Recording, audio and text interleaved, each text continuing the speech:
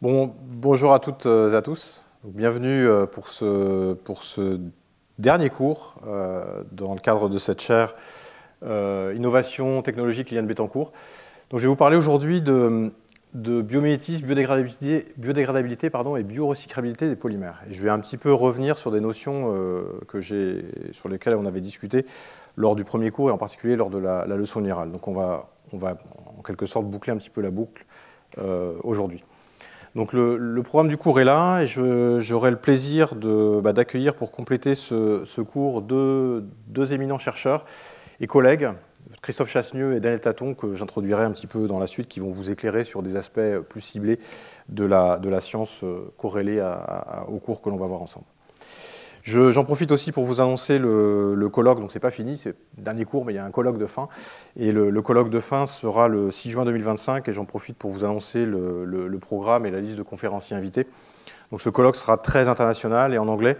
Et vous reconnaissez certains noms de collègues que j'ai mentionnés, dont j'ai mentionné leurs travaux, en fait, qui viendront du coup donner leur éclairage et leur propre vision de ce que j'ai pu raconter pendant ces différents cours.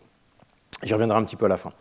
Donc pour revenir au sujet du jour, on va discuter aujourd'hui des polymères, de ces matières plastiques, et comment est-ce qu'on peut envisager leur recyclabilité ou leur biorecyclabilité, quels sont les enjeux et quelles sont aussi les opportunités de développement futur. Et parce qu'on va le voir, il y a aujourd'hui des problèmes, mais quelque part, il y a aussi beaucoup d'opportunités et beaucoup de façons de résoudre en fait, ces problématiques. Donc ce que j'ai discuté pendant ma leçon inaugurale, j'ai commencé de façon un peu provocatrice en vous disant que les polymères sont souvent assimilés au plastique. Et aujourd'hui, quand on entend parler de plastique, on a une notion qui évoque des choses diverses chez nous. Ça peut être, pour nous, c'est une matière utile pour la société, mais aujourd'hui, et qui a été très utile pour la société, qui l'est toujours, mais aujourd'hui, en fait, polymère égale un truc dont on ne veut pas. D'accord ? C'est un truc soi-disant toxique, alors que la matière elle-même ne l'est pas, souvent pas. Et c'est quelque chose qu'on ne veut plus, et en tout cas qu'on ne souhaite plus. En tout cas, c'est l'image sociétale négative que l'on a aujourd'hui et qui est imprégnée dans la société. Pourquoi ? Parce qu'il y a tout ça. Donc il y a effectivement toutes ce qu'on appelle ces océans de plastique, et il y a un 7e océan de plastique, on voit ce genre d'images, effectivement, beaucoup, ou ce genre d'images qui sont représentées ici. Et on parle beaucoup de ces aspects-là. Et c'est effectivement un aspect très négatif, il ne faut pas le négliger, des matières plastiques. Pourquoi ? Parce que pratiquement la moitié de la production de plastique se retrouve, on la jette en fait. On l'utilise de façon très rapide parce que la matière n'est pas chère. Donc finalement, ça revient moins cher de la jeter que de la réutiliser ou de la recycler. Alors il y a des problématiques liées à tout ça. Et en fait, tout ça ne va pas s'arrêter. Même si on nous dit effectivement il faut moins consommer, oui, il faut moins consommer. Et vous allez voir que c'est le cas dans certains pays, dans certaines régions du monde. Ce n'est pas le cas dans toutes les autres régions du monde. Et là, on parle d'une problématique globale. Donc si on regarde les prédictions sur les sources de l'OCDE, si on regarde les productions de polymères, eh bien on voit qu'elles ne sont de toute façon que croissantes. On est à peu près par là. Et on voit que la production va continuer à croître de façon très importante, en particulier dans les pays autour de l'Asie et du Moyen-Orient. Si on regarde maintenant le rejet de plastique dans l'environnement, donc ça c'est à nouveau des sources de l'OCDE, ce qu'on peut voir c'est que dans les pays OCDE et Union européenne, on voit qu'on a une tendance plutôt à la diminution, ce qui est très bien. Par contre, si on regarde tout le reste, on voit qu'on a une tendance, en tout cas les prédictions sont toujours une tendance qui va être en augmentation. Parce que la production va être en augmentation et parce qu'à nouveau le coût de recyclabilité est plus important que le coût de production. Donc le problème, il est réel, il est bien là. Et en fait, on va voir comment est-ce qu'on peut, comment est-ce qu'on peut tourner autour de ce problème et comment on peut résoudre ce problème, en fait, et quelles sont les solutions envisagées. Je dis bien les solutions envisagées, parce qu'il n'y en a pas qu'une, vous verrez. Donc l'homme utilise les polymères depuis très longtemps. Et ça, c'est des choses que j'avais aussi évoquées, dont on avait aussi parlé. Les polymères sont une matière utile depuis très très longtemps. On va retrouver les anciens Mésoaméricains qui fabriquaient du caoutchouc. Donc ils savaient faire le caoutchouc il y a plusieurs millénaires, donc au moins 1600 ans avant notre ère. En tout cas, on a retrouvé ces traces avec ce jeu de balles qu'on trouve ici, mais aussi avec les sandales en caoutchouc réticulé.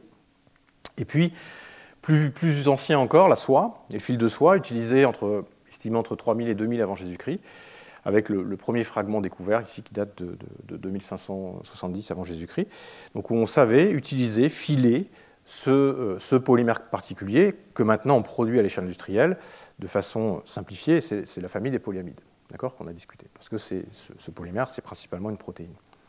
Donc on a besoin de ces polymères, on a besoin de ces matières plastiques, et depuis un peu plus de 70 ans, on les produit massivement à l'échelle industrielle, mais en fait, on se sent un peu dépassé par cette surproduction, cette production enfin, très importante, parce que la matière est utile. Hein, à nouveau, cette matière est utile et répond à un besoin sociétal. Alors, les solutions, parce qu'effectivement, il y a plusieurs solutions, il n'y a pas qu'une solution. Les solutions, et je ne vais pas toutes les mentionner non plus, je vais tenter d'être exhaustif le plus possible, mais je ne le serai pas, je le sais. En fait, parmi les solutions qu'on peut envisager, eh bien, on va trouver une première qui va être de réduire la production ou la consommation, enfin associée à la consommation. Donc ça, c'est effectivement important, autant qu'on puisse le faire. On va essayer bien sûr de recycler, de réutiliser la matière, et on n'a pas trop le choix, en fait, il faut le faire. On peut revaloriser, alors c'est ce qu'on appelle le upcycling en anglais ou le surcyclage en français, ce qui est pas très, enfin, ce qui est assez peu élégant, je trouve. Mais typiquement ici, c'est l'idée de réutiliser cette matière pour en faire autre chose, éventuellement autre chose avec une plus grande valeur ajoutée. On peut aussi, quelque part, avoir une réflexion avec une approche, on va dire, d'utiliser des matières d'origine biosourcée. Vous verrez, je vous en parlerai un petit peu, il y a aussi certaines limitations. Et puis, il y a une approche de bio-inspiration sur laquelle on peut revenir et sur laquelle je vais insister davantage aujourd'hui parce que, à nouveau, la nature crée des polymères, utilise des polymères, recycle des polymères depuis très longtemps. Et le fait de façon avec un équilibre et un respect, on va dire, de la nature, bien sûr, au plus haut niveau, hein, puisque quelque part, cette matière sert finalement de produit pour générer d'autres matières. Donc typiquement, c'est du recyclage ou du upcycling que fait la nature. Alors, si on se projette un petit peu plus... Voilà. Un petit peu plus loin, donc si on regarde le recyclage des plastiques, donc ça à nouveau, c'est un transparent issu de ce site ici. Ce qu'on voit, c'est qu'on a besoin de circularité, c'est-à-dire de produire et puis de réutiliser. Et il y a différentes approches pour le faire, donc on peut voir ça de différentes façons. Donc il faut d'abord éliminer tout ce qui n'est pas nécessaire. Donc ça, c'est ce que j'évoquais, il y a le multiple packaging qui n'est pas toujours très utile. On peut bien sûr réduire la quantité de plastique que l'on va avoir. Donc ça, c'est de la réduction. Donc il y a différentes façons de réduire, de réduire la quantité de plastique utilisable. On peut substituer effectivement les matières autant que possible.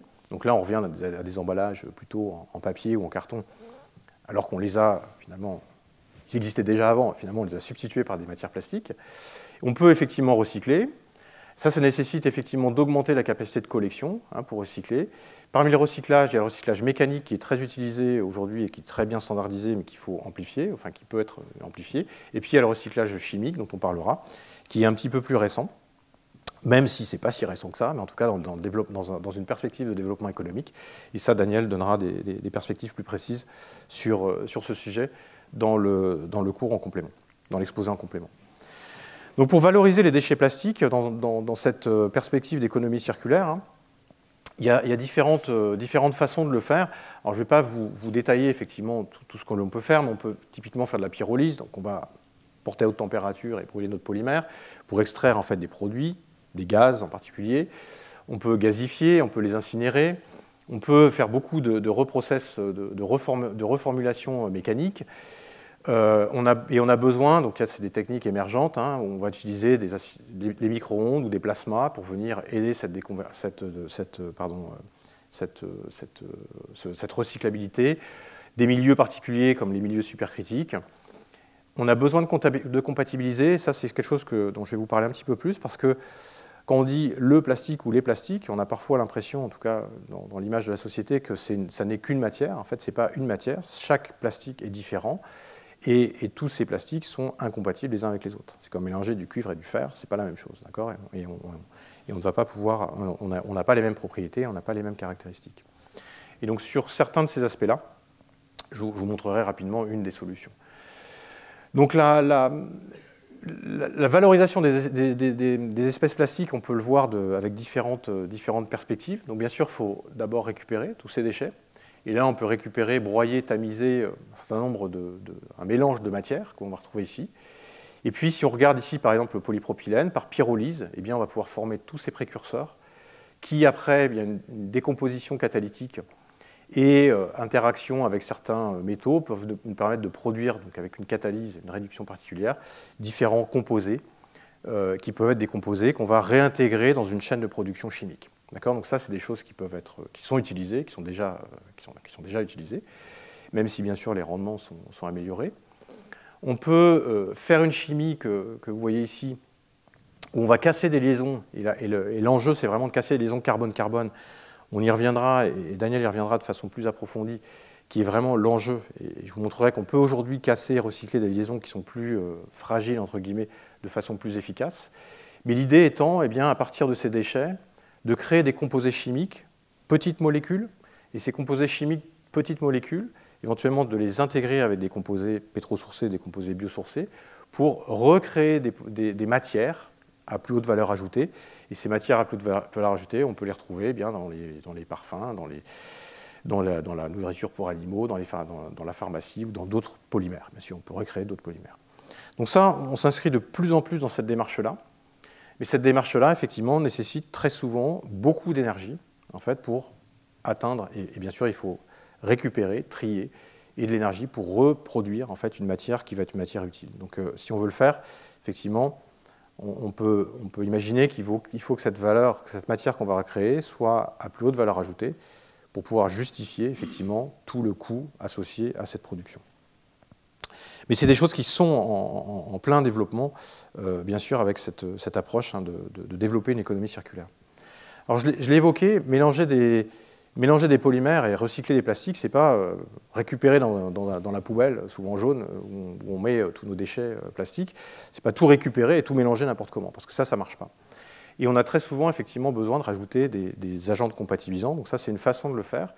Et on peut voir ici, sur cet exemple, qu'on peut compatibiliser avec des copolymères à bloc, donc qui sont finalement des tensioactifs, qui vont se mettre entre les interfaces. Et vous pouvez voir ici, donc c'est un exemple de polyéthylène.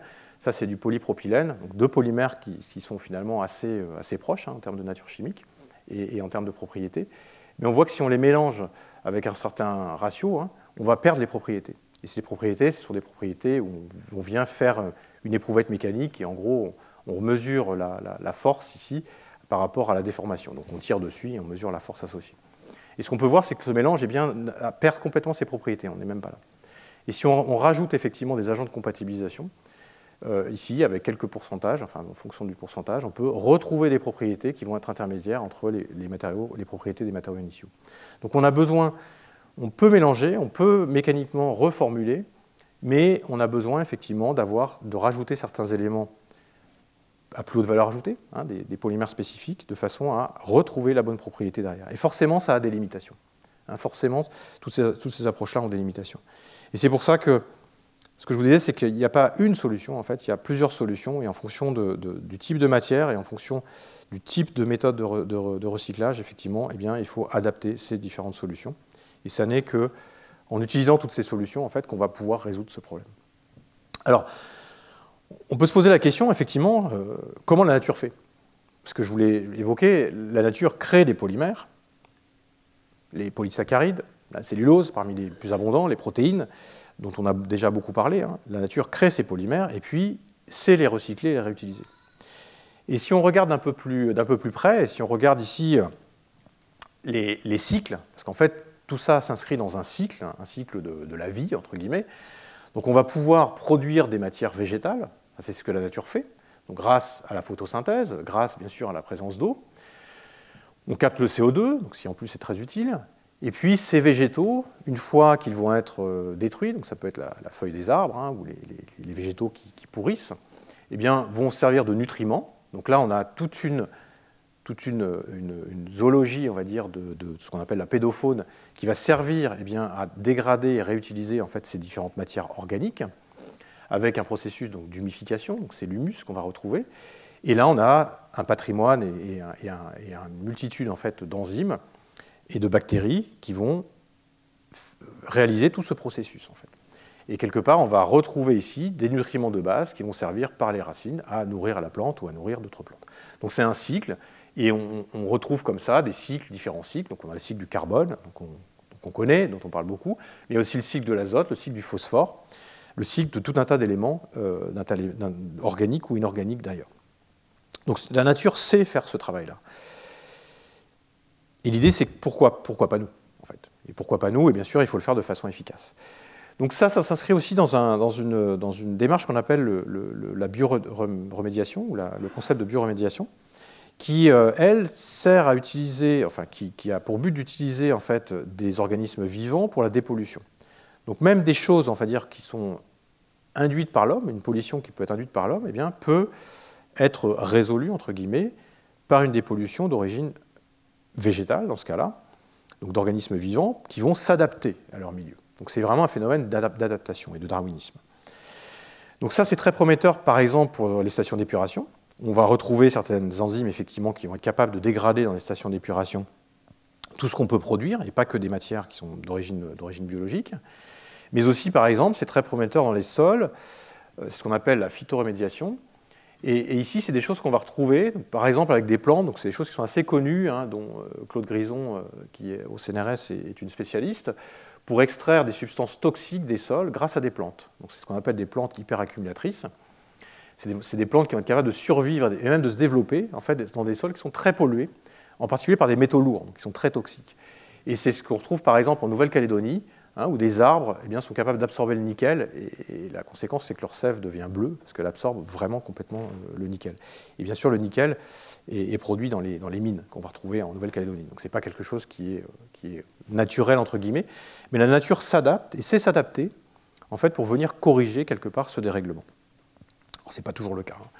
Donc ça veut dire qu'il y a des nouvelles solutions de recyclage qui peuvent exister dans la nature. Et s'inspirer quelque part de ce que la nature peut faire est une des sources et une des possibilités que l'on peut envisager.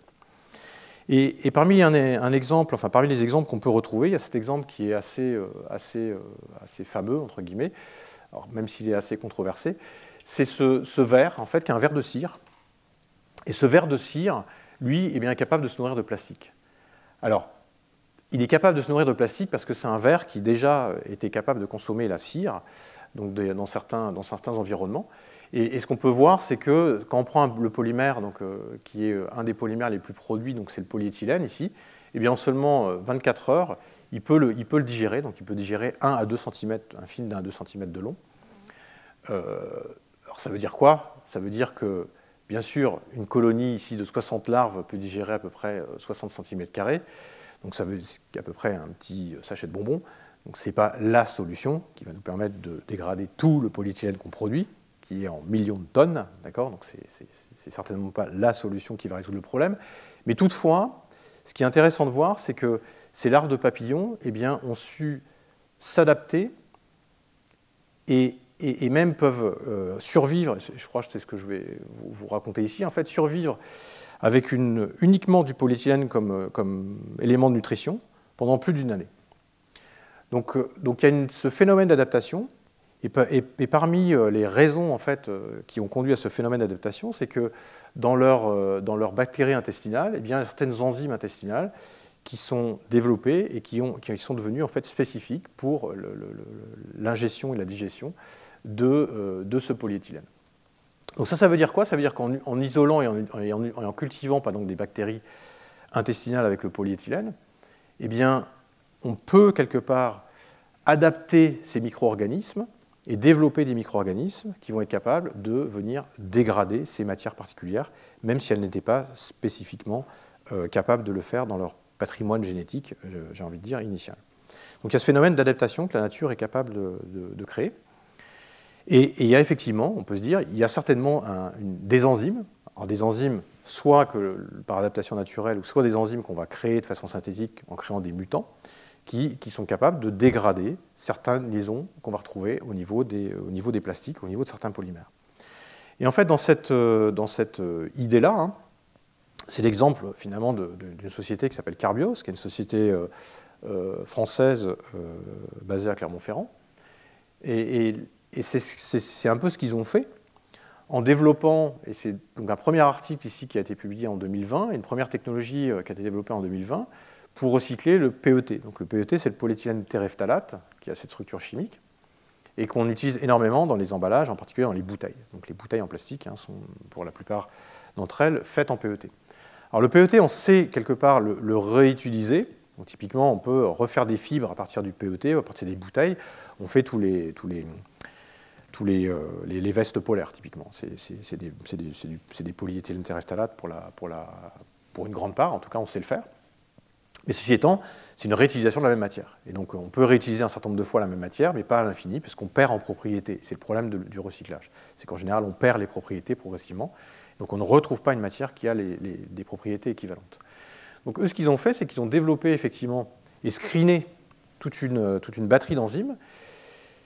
Ils ont stabilisé ces enzymes et fait des mutants pour que ces enzymes soient stables à haute température pour pouvoir les formuler dans le polymère et ensuite venir les activer pour dégrader ce polymère. Alors, ce polymère, c'est, sans dévaloriser le travail qui est spectaculaire, hein, c'est un polymère qui est difficile à dégrader, mais c'est quand même un polyester. Donc un polyester, ce n'est pas non plus le polymère le plus compliqué à dégrader. Alors, ils ont appliqué la même méthodologie sur un autre polymère qui est aussi un polyester, qui est le PLA, mais qui est utilisé effectivement à des grandes quantités, et qui, lui, en fait, ne se dégrade pas dans les composts en particulier. Et ils ont développé la même approche, publiée ici l'année dernière, pour intégrer à nouveau dans le PLA des enzymes qui vont être capables d'activer cette dégradation enzymatique de façon spécifique. Et là, à nouveau, toute l'idée, c'est toute la beauté, hein, c'est d'avoir un screening un peu haut débit, de façon à trouver les enzymes qui vont être efficaces pour dégrader ce polymère, mais en même temps qui vont être capables d'être suffisamment stables pour être formulés et pour être processés dans un matériau où on va utiliser des conditions parfois de haute température. Et je vais juste vous montrer cette petite vidéo qui explique un petit peu ce qu'ils font, de façon... Il faut que je monte le son. Carbios développe des solutions innovantes pour repenser le cycle de vie des plastiques et des textiles. C'est à Clermont-Ferrand que Carbios produit sa solution pour la biodégradation du PLA, Carbios Active. Carbios Active est une enzyme encapsulée qui rend les emballages PLA compostables en quelques semaines, à température ambiante et sans résidus toxiques ni microplastiques. Elle est directement intégrée sous la forme de master batch sur les lignes industrielles des fabricants d'emballages PLA. Développée par Carbios, cette enzyme est fabriquée par notre partenaire Novonesis, puis encapsulée en master batch sur la ligne de production Carbios. Dans un premier temps, les ingrédients de transformation sont dosés, injectés et mélangés dans la ligne d'extrusion. À la sortie de cette ligne, le jonc formé est coupé, refroidi à l'eau, puis centrifugé. Il est ensuite séché avant d'être ensaché. Cette ligne industrielle produit 2500 tonnes de Carbios Active par an, soit l'équivalent de 50 000 tonnes de PLA enzymé. Carbios Active permet de rendre les emballages PLA certifiables Home Compost. Carbios offre ainsi une solution concrète et durable au défi de la gestion des déchets plastiques. Voilà, donc j'ai absolument aucune part dans la société, c'est purement désintéressé, mais c'est une technologie effectivement développée en France qui est assez remarquable, parce que le PLA n'est pas compostable. En fait, c'est un polymère qui est beaucoup utilisé dans l'emballage, mais qui n'est pas compostable en tant que tel, même si c'est un polyester, même si on peut penser qu'il va s'hydrolyser très facilement. Donc c'est une avancée majeure en fait, dans ce domaine-là, et vous voyez qu'on peut transférer même à une échelle industrielle, hein, sur des productions qui sont à très grande échelle. Donc des solutions commencent à exister, et c'est des solutions qui à nouveau sont inspirées de ce que le vivant est capable de faire, en tout cas en utilisant des matières vivantes que peuvent être ces enzymes. Alors, il y a un autre exemple qui est assez intéressant, c'est l'exemple de Dionymère, qui est un petit peu dans cette mouvance-là. Dionymère, c'est une jeune pousse bordelaise, en fait. Hein, c'est 3 jeunes étudiants de l'école d'ingénieurs où j'enseigne, hein, qui ont développé cette société, et qui, eux, en fait, à nouveau, ont l'idée d'utiliser des déchets. Je vais revenir, en fait, sur cette notion d'utiliser des déchets. Donc là, ce qu'ils utilisent, c'est, vous voyez très mal ici, mais c'est des déchets alimentaires qui peuvent être complètement réutilisés. Donc il y a toute une étape en fait, de récupérer et de collecter en fait, tous ces déchets alimentaires. Ils sont en train de travailler avec des cuisines et les grandes cuisines que l'on va retrouver dans les cantines en particulier. Et ce qu'ils ont développé, c'est une enzyme spécifique, hein, qui va être capable de produire un polymère à partir de ces différents déchets. Et les polymères qu'ils vont produire par donc un processus de fermentation, donc c'est une fermentation bactérienne, sont ce qu'on appelle les PHB.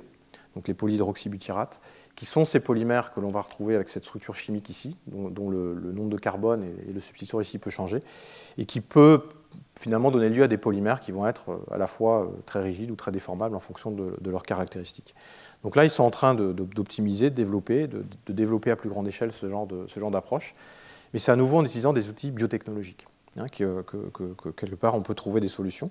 Donc là, c'est pas dégrader des polymères existants ou que l'on va produire, qui sont biosourcés ou pétrosourcés, mais c'est vraiment produire de nouveaux polymères, hein, à partir de déchets. Et ça, c'est une autre approche effectivement qu'on peut avoir pour s'affranchir de l'utilisation de l'origine pétrosourcée des polymères que l'on peut avoir.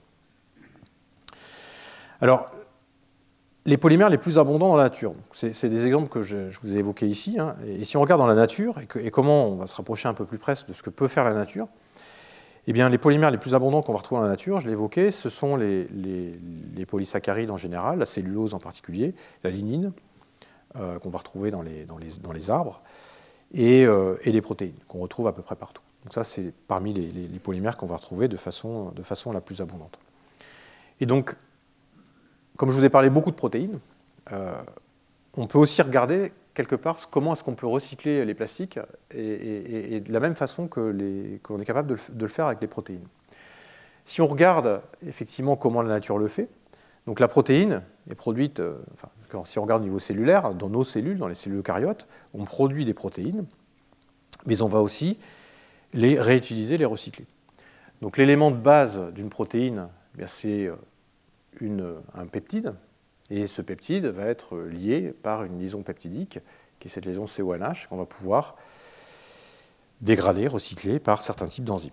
D'accord ? Donc ça, c'est ce qui se fait dans la nature de façon complètement routinière, et donc on produit ces protéines, et lorsqu'elles sont abîmées, lorsqu'elles sont mal produites, donc une protéine mal repliée par exemple, il y a tout un mécanisme qui est mis en œuvre pour réutiliser, recycler ces protéines. Donc ça s'inscrit dans ce qu'on appelle l'autophagie. Donc l'autophagie, ça veut dire en gros, en grec, c'est se manger soi-même. Donc finalement, on produit et on mange. Ce qu'on produit sert aussi de nutriments pour reproduire autre chose. Si on regarde la façon de le faire, donc on peut le voir de façon circulaire, avec une économie circulaire. Si on regarde au niveau de la cellule de ce qui peut se passer, eh bien on va retrouver par exemple des débris membranaires. Donc ça va être des protéines qui sont soit à la membrane, soit à l'intérieur du cytoplasme de la cellule. Ces débris vont être transportés, collectés. Donc il y a tout un mécanisme biologique qui est mis en œuvre pour repérer en fait, ces mauvaises protéines, entre guillemets, pour les collecter, pour les encapsuler dans ce qu'on appelle un endosome, les faire fusionner avec ce qu'on appelle un lysosome, qui contient, c'est le réservoir enzymatique. Et lorsqu'on a cette fusion, eh bien, on va avoir une activation des enzymes de dégradation. Et il y a un cocktail d'enzymes de dégradation qui vont venir dégrader ces polymères, donc ces protéines, en aminoacides. Et ces aminoacides sont retrouvés dans le compartiment intracellulaire et vont servir, en fait, via les ribosomes, qui produisent en fait, ces protéines, pour produire d'autres protéines. C'est-à-dire qu'une protéine qui était une protéine membranaire va être dégradée en aminoacides et va être reproduite en une autre protéine qui va avoir un autre rôle fonctionnel. D'accord ? On ne va pas forcément utiliser une matière ou utiliser un polymère, reproduire à l'identique le même polymère. Il peut servir de ressource pour produire autre chose. Donc ça, c'est ce que fait la nature. Ce que fait la nature tous les jours. D'accord ? Et de façon à nouveau cyclisée, complètement automatisée. Alors, elle le fait de façon très subtile. Je ne vais pas rentrer dans ces subtilités là avec vous, on n'aura absolument pas le temps. Mais ce n'est pas non plus juste récupérer, recycler. Enfin, récupérer et recycler, mais le recyclage, en fait, endocitaire, il est fait de façon vraiment très, très subtile. Et on pensait pendant très longtemps que c'était un mécanisme complètement passif de recyclage, mais en fait, il est actif. Il y a vraiment un tri qui est créé. Et quelque part, ce tri de recyclage se fait avec deux voies distinctes. Une voie où on va recycler et reproduire la même chose, et une voie où on va recycler, dégrader et reproduire autre chose. Donc la nature fait ça de façon très, très, très sélective et très sophistiquée. Le plus important, c'est effectivement de comprendre qu'effectivement ce cycle-là peut être effectivement répliqué dès lors qu'on a le bon cocktail enzymatique pour dégrader en fait, ces différents polymères. Si la nature ne fait pas bien ça, j'ai oublié de vous préciser, mais si cette autophagie en fait, ne se fait pas bien, on a une dérégulation et c'est là où les pathologies arrivent. Donc c'est là où, par exemple, si on ne dégrade pas bien les protéines tau qu'on va retrouver dans les maladies neurodégénératives, on va se retrouver avec des pathologies neurodégénératives. D'accord ? Parce qu'on n'a pas identifié et quelque part dégradé ces protéines particulières. Alors, sur cette base-là, en fait, il y a quelques exemples récents et que je qualifierais, c'est purement personnel comme qualification emblématique, que je trouve vraiment remarquable, qui ouvrent des perspectives pour l'avenir qui sont vraiment intéressantes. Alors vous le verrez, je vais vous montrer deux grands exemples en gros. Soit utiliser des protéines pour reformuler et faire des matériaux à plus de valeur ajoutée, soit complètement s'inscrire dans cette dynamique-là. Donc c'est des choses très récentes. Aujourd'hui, d'un point de vue rentabilité, on n'est pas là, mais d'un point de vue conceptuel, c'est des choses qui, je trouve, ouvrent des perspectives absolument éblouissantes. Donc, parmi les exemples et les modèles dont je voulais vous parler, parmi ces exemples de protéines, eh bien, on va retrouver la bêta-lactoglobuline ou le lactosérum. Donc, là, c'est un exemple sur le lactosérum. Ce sont des travaux qui sont issus du groupe de Raphaël Mezenga à l'ETH à Zurich, qui utilisent depuis très longtemps, enfin qui recyclent en fait ces protéines. Donc c'est des protéines qui sont des déchets alimentaires, qui ne sont pas utilisées dans l'industrie laitière en particulier. Donc en Suisse, il y a beaucoup de vaches, il y a beaucoup de lait, donc il y a beaucoup de déchets potentiellement utilisables. C'est le petit lait qui n'est pas toujours utilisé. Et après un traitement chimique, donc traitement avec un pH donné, une certaine température, et après un processus subtil qu'il a pu développer, il peut dénaturer cette protéine et la reformuler pour former ce qu'on appelle des fibres d'amyloïdes. Et en fait, ces fibres d'amyloïdes vont être capables de venir s'interconnecter et avoir des propriétés de plastification. Et ce qui a pu être réalisé ici, donc en prenant ce lactosérum, c'est des films plastiques qui vont avoir des propriétés. Alors, ce n'est pas que ce polymère, c'est ce polymère qui va être modifié avec un plastifiant, en rajoutant un peu d'un autre polymère qui est le PVA ou la méthylcellulose, donc un polymère lui-même qui va être partiellement biosourcé. Et bien, ce qu'il a pu faire, c'est des films qui ont des propriétés mécaniques comparables, voire supérieures, aux films plastiques qui sont utilisés. Donc si on regarde ici les modules Young qui reflètent la propriété mécanique en fonction de l'élongation, eh bien, on va retrouver ces deux types de films que vous avez là, donc qui sont comparables typiquement ici au polyéthylène, qui est un des films d'emballage qui est les plus utilisés pour faire des sacs. Et puis si on regarde la rigidité en fait, de ces polymères, vous voyez qu'on peut retrouver des rigidités qui sont supérieures à la cellulose ou au PLA dont on a déjà parlé. Donc là, c'est à nouveau utiliser une ressource qui est aujourd'hui un déchet, donc qui n'est pas utilisé, avec un processus adapté pour le réintégrer dans une chaîne de production pour réaliser des polymères qui vont être ici biosourcés, biocompatibles et puis qui sont biodégradables, puisque c'est aussi bien sûr l'objectif important.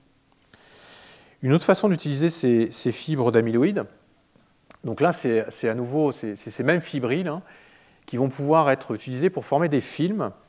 Et pourquoi utiliser cette matière dans la filtration sélective? Et là l'objectif c'est de faire de la filtration sélective pour éliminer des ions lourds, des ions métalliques.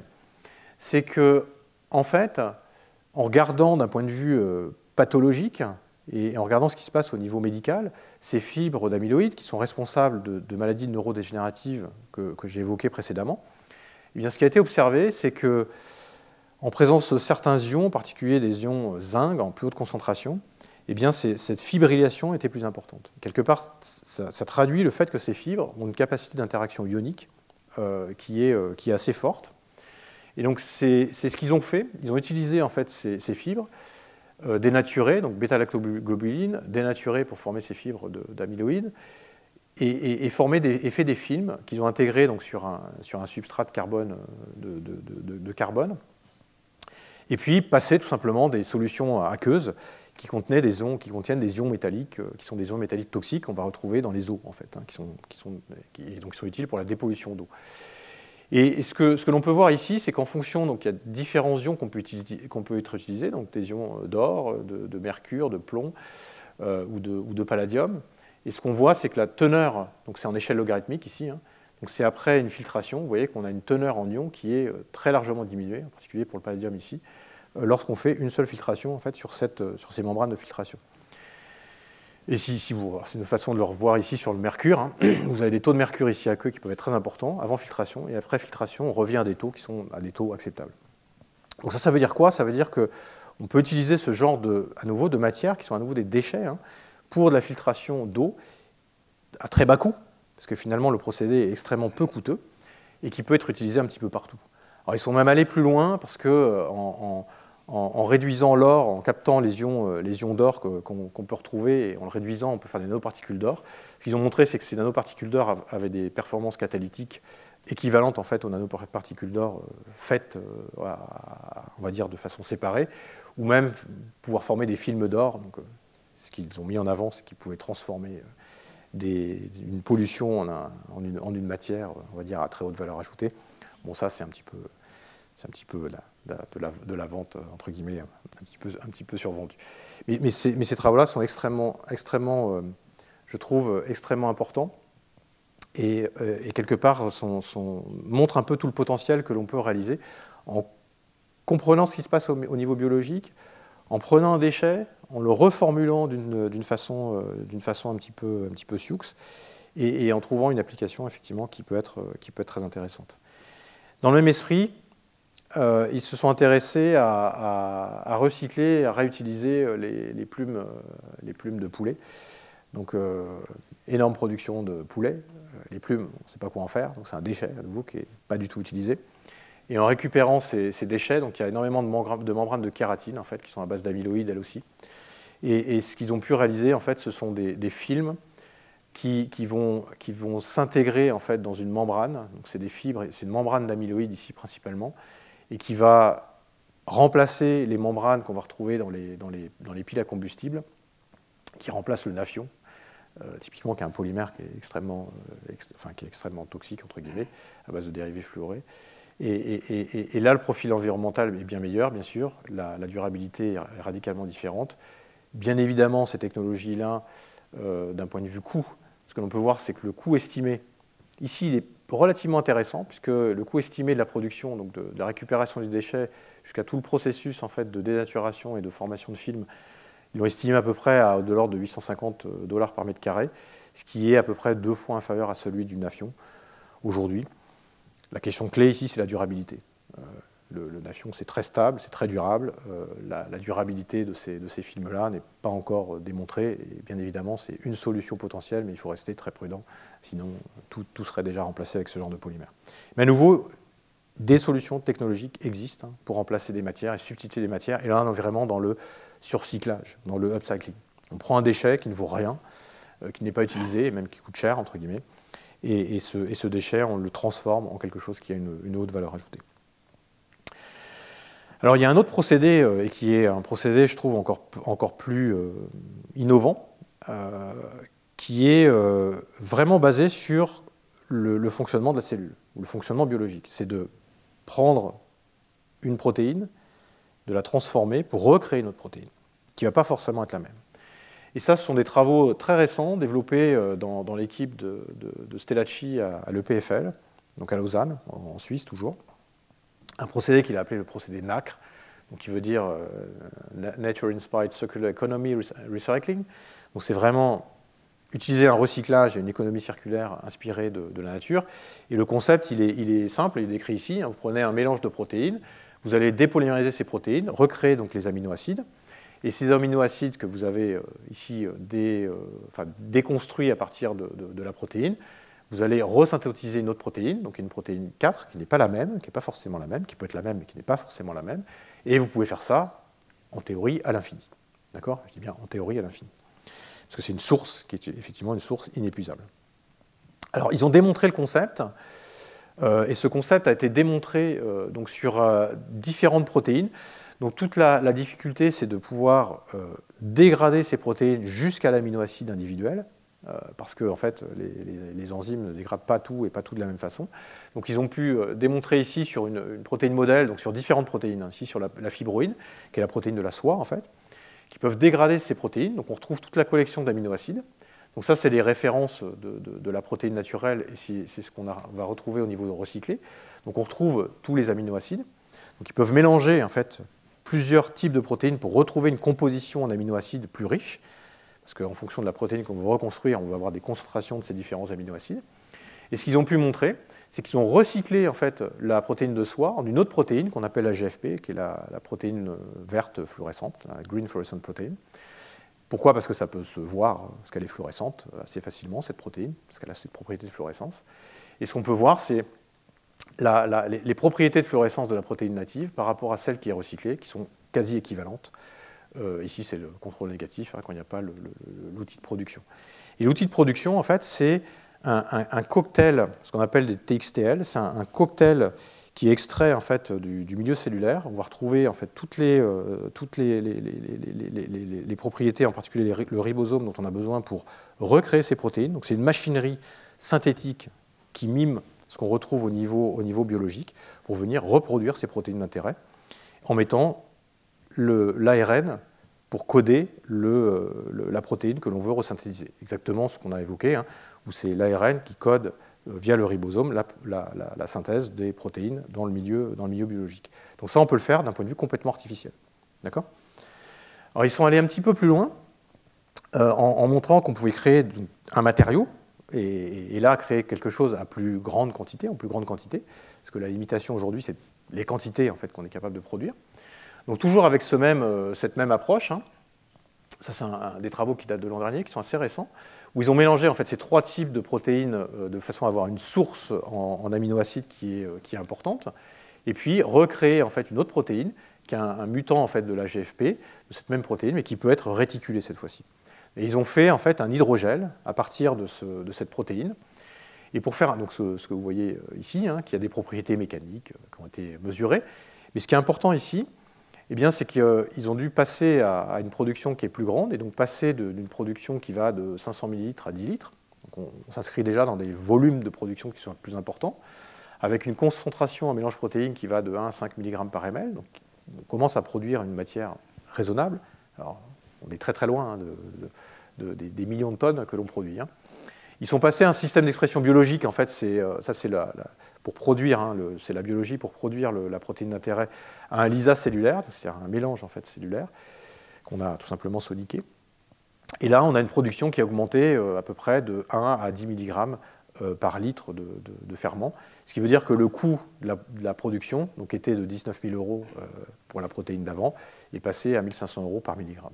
Donc ça reste très très cher, à très très haute valeur ajoutée. Enfin, il faut qu'il y ait une très très haute valeur ajoutée. Ce n'est pas aujourd'hui envisageable d'un point de vue transfert industriel, mais vous voyez que c'est une approche en tout cas qui peut être développée et qui pourra être développée parce que c'est des outils de fermentation qui sont finalement relativement simples et qui sont déjà utilisés par l'industrie. Et après, bien sûr, c'est une question de volonté. Mais en tout cas, c'est un concept très nouveau, je trouve très récent, et qui est complètement inspiré de ce que fait le vivant. Et c'est certainement aussi en s'inscrivant dans ces raisonnements-là et dans ces démarches-là qu'on pourra trouver des solutions à une partie du problème, bien sûr, à pas tous les problèmes que l'on peut avoir. Mais en tout cas, je trouve que c'est des exemples qui étaient assez révolutionnaires dans le domaine. Donc je vais pas être plus long parce que je veux laisser du temps à mes collègues déjà à nous pour discuter et puis à mes collègues pour vous présenter leurs travaux dans cette dynamique-là. Les messages vraiment importants, c'est bien sûr on a cette conscience sociétale, hein, c'est que la production mondiale, la population mondiale ne va faire qu'augmenter. Hein, il va atteindre, je vous ai montré tout à l'heure, c'était 11 milliards en 2070, bon là c'est 10 milliards à 2050, ce ne sont que des prédictions, mais en tout cas elle ne fait qu'augmenter. On a un défi majeur, et un défi majeur, eh bien, c'est quelque part qui est des plus redoutables, si on s'inscrit dans cette problématique de durabilité, c'est que ce qu'on produit, effectivement, doit être durable, parce qu'on ne peut pas produire à l'infini, et on ne peut pas extraire à l'infini. Et donc, quelque part, le traitement de tous les produits plastiques est un problème clé, et sera un problème clé dans l'avenir, parce qu'en fait, on ne pourra pas s'en passer, on en a besoin, et les pays en développement en ont besoin eux aussi. Si on regarde un peu les chiffres, on estime à 9 milliards de tonnes de plastique qui ont été produits jusqu'en 2021, donc c'est du début de la production des plastiques, à peu près 70 ans jusqu'à maintenant. Et ce qu'on voit, c'est qu'à peu près entre 4 et 12 millions de tonnes en fait, de matières plastiques sont rejetées dans les océans par an, c'est complètement fou. Donc effectivement, il faut absolument s'inscrire dans des problématiques où on doit arrêter ça, d'accord ? Mais le problème, c'est que comme la matière est peu coûteuse aujourd'hui, dans les pays qui n'ont pas les moyens de recycler, parce que c'est la réalité, on ne recycle pas et c'est plus facile de jeter que de recycler, d'accord, parce que c'est un coût de recycler. Donc ça c'est une vraie problématique, et quelque part on peut la résoudre par la chimie, cette problématique. Alors on peut bien sûr recycler ou surcycler, il y a beaucoup d'exemples, les polymères et les plastiques en particulier issus du pétrole. Et ce qui est important, c'est qu'il n'y a pas de solution unique, on a besoin de multiples solutions, hein. Il y a des recyclages mécaniques, des recyclages physiques, il faut brûler certains polymères, donc je dirais, il faut une multiplicité de solutions technologiques. On peut effectivement envisager une approche biosourcée, et c'est une approche qui est développée depuis assez longtemps. Utiliser des polymères issus du végétal pour pouvoir s'inscrire dans une circularité. Sauf qu'on ne peut pas utiliser des terres agricoles pour produire des plastiques à l'infini. On a aussi besoin de se nourrir. Et donc on est en compétition parfois entre utiliser ces terres agricoles pour produire une matière qui a finalement une durée de vie relativement courte dans son utilisation, et quelque part utiliser une terre agricole pour se nourrir. Donc il y a tout cet équilibre qui est à trouver, et plus la population augmente, plus cet équilibre devient fragile. Donc c'est une solution, mais ce n'est pas la solution. Et puis, à nouveau, de se baser sur une réflexion de ce que la nature est capable de faire. Hein, la nature sait produire tout un tas de polymères naturels, mais de façon durable. Et de façon complètement, avec une économie, mais il n'y a pas d'économie en fait dans ce cas-là, qui est complètement circulaire. Et à nouveau, revenir un peu à la base, revenir à ce que la nature est capable de faire est une source d'inspiration qui est très importante. C'est des choses qu'on a, un peu un fil rouge sur des choses qu'on a évoquées pendant tous ces cours, que je voulais rappeler ici. Et parmi eux, et parmi elles, eh bien, les protéines sont des polymères naturels qui sont constamment recyclés. La nature sait très bien faire ça. Et à nouveau, pourquoi pas nous, hein, et pourquoi pas nous? Alors on voit aujourd'hui, on en est loin d'un point de vue des rentabilités, d'un point de vue des capacités de production. Mais à nouveau, ça n'est qu'un effort de développement et de réflexion. Et on peut très bien imaginer, en tout cas pour une partie des polymères, s'inspirer de ces solutions-là. Voilà, moi je voulais je voulais juste terminer ici, vous rappeler effectivement notre prochain rendez-vous, qui est le colloque du 6 juin. Donc je vous invite tous à venir. Vous avez un plateau de speakers qui sont de renom international, qui sont vraiment des chercheurs excellents dans leur domaine. On parlera plus de polymères pour des applications médicales, mais vous voyez, Raphaël Mezenga, dont je vous ai parlé, sera ici, vous présentera ses dernières avancées sur le sujet d'aujourd'hui en particulier.